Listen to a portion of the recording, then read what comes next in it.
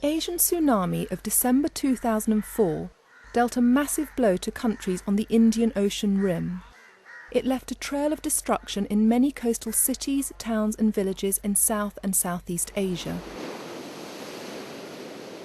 Millions of families found their lives violently disrupted and changed that day. Many lost their loved ones. Some escaped only with their lives. Others found the disaster had thrown them out of a job. Soon after the disaster, local people, divers, and researchers in different parts of Asia noticed something unusual. Coastal locations with mangrove forests, sand dunes or coral reefs had suffered considerably less damage. Evidently, these natural formations had acted as a protective barrier against wave action. This phenomenon is now called the Greenbelt effect.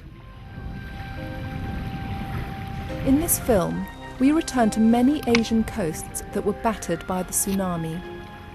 We try to understand how the Greenbelt effect works, and more importantly, how Asia's remaining greenbelts can be saved.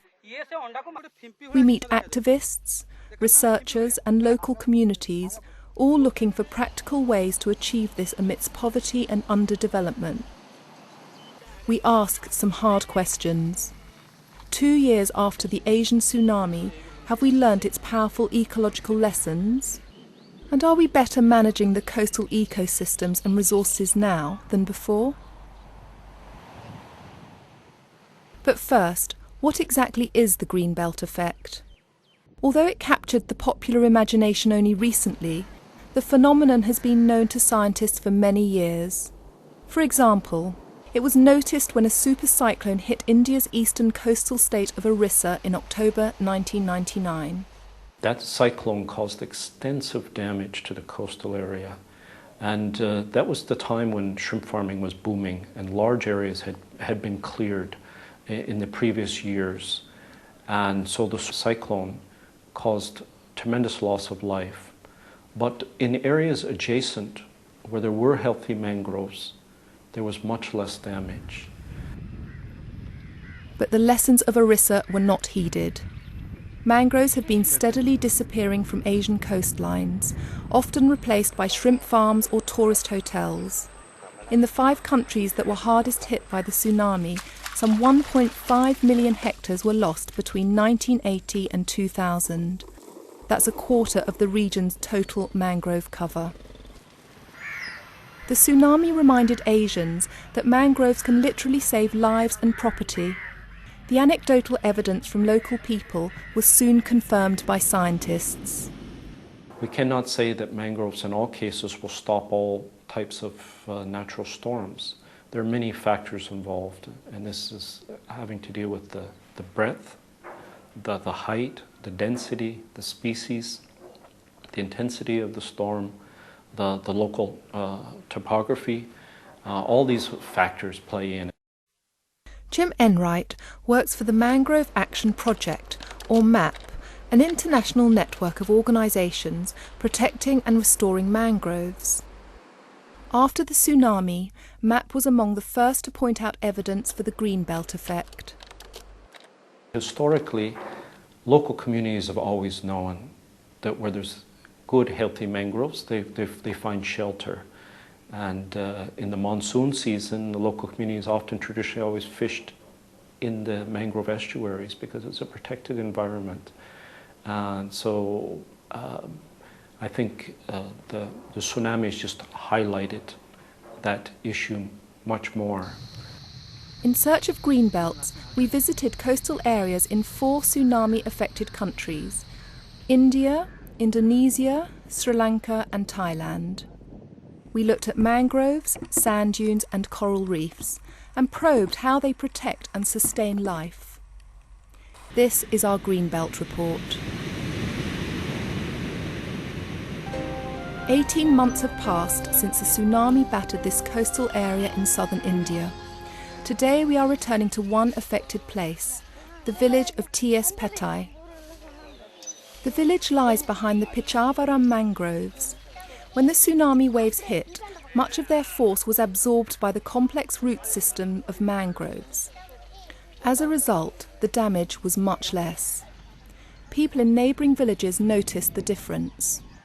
Tsunami டயத்துல அந்த அருகில் உள்ள பிச்சோவரம் தாசோப்பேட்டையெல்லாம் எந்த விதமான சேதமும் இல்லைன்னா அங்கே உள்ள மேங்க்ரோ காடுகள் தான் அந்த தண்ணீரை தடுத்து அந்த மக்கள்லாம் எந்த விதமான பாதிப்பும் இல்லாமல் காப்பாத்துச்சு.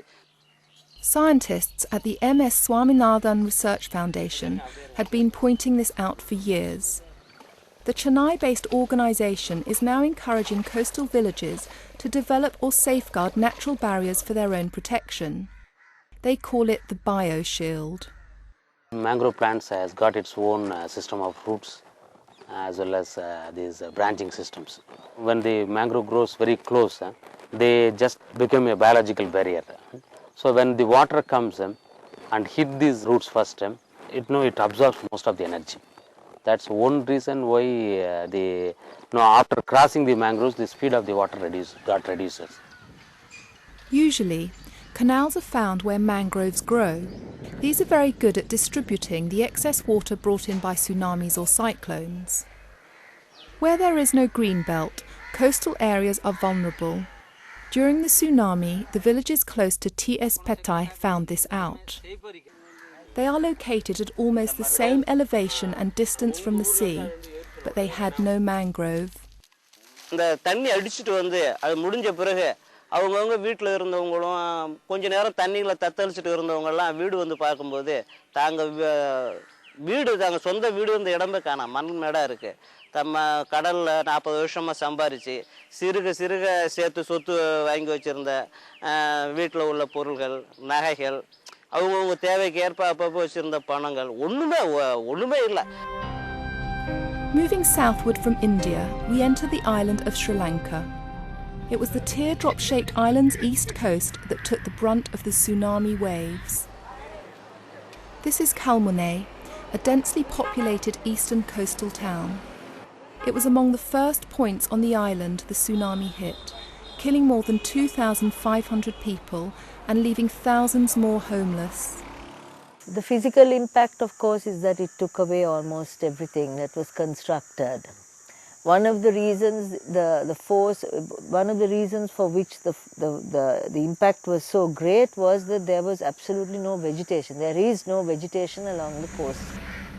Yet, only a few kilometres south of Kalmune, the village of Panama survived with very little damage. Panama's location is precarious. The Indian Ocean is on one side and an open lagoon on the other.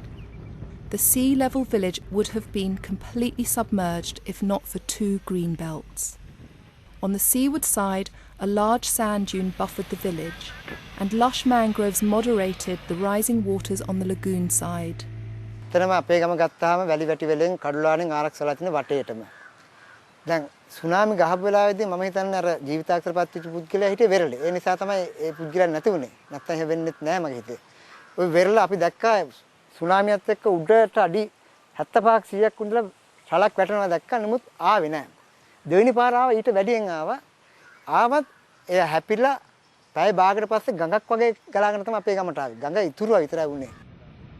The villagers later discovered how and why their sand dune breached. එක මිනිස්සෙක් වැලි කන්දක් ඩෝසර් කරපු නිසා එතන ගියක් තිබුණා ඒක කඩාගෙන ගියා. In these and many other locations, the mangroves, coral reefs and sand dunes acted as natural shock absorbers.